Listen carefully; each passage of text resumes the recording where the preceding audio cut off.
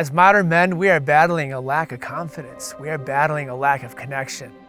We are struggling to find purpose in our day-to-day lives in the modern fast world of connection and data and high-powered careers and needing to be 5 places at once every day. What do we do? How do we find that sense of quiet connection deep within ourselves and a sense of well-being that doesn't include all the busyness we have in our daily life? How do we get back to something simple about who we are in our hearts? Thousands of years ago, our ancestors were roaming the land, scouring and surveying, getting everything that they needed from the planet. And nowadays, we go hunting at the grocery store, completely removed from any sense of what this circle of life is all about. But what if it could be different? What if we could reconnect with that basic instinct that we have to be out on the land, to be tracking, to be using all of our senses in our natural environment, arm in arm with brothers who are out hunting, gathering, providing for our families? I was searching for that myself. I'd grown up on a small farm immersed in nature, but I was alone a lot of the times, and I didn't really understand what that meant to me until I got out into the modern world. I got to the big city and cut out a big career for myself, sitting behind a computer 8, 10, 12 hours a day sometimes, trying to make enough money so I can get back to that life someday, that I could afford that life. I know this is what I wanted, but I grew up in the New York City suburbs, so far removed from anything natural. I knew concrete, I knew cement, I knew stickball, but I didn't know these trees. I didn't know starting and tending a fire. I didn't know gathering wood and finding water. It wasn't until I was 20 years old that I had my first outdoor camping experience.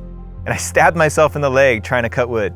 And I had a smoky fire that didn't keep me warm at all. But when I woke up the next morning next to my buddy, I rattled him out of his sleeping bag and we saw the sun rising, hitting us on our faces. And we felt so good because despite the failures, we made it. The one thing that I did have is I would take swims in the ocean. And every time I got in the ocean, I would feel that deep connection to the science of like, this is where we came from. We walked out of the ocean.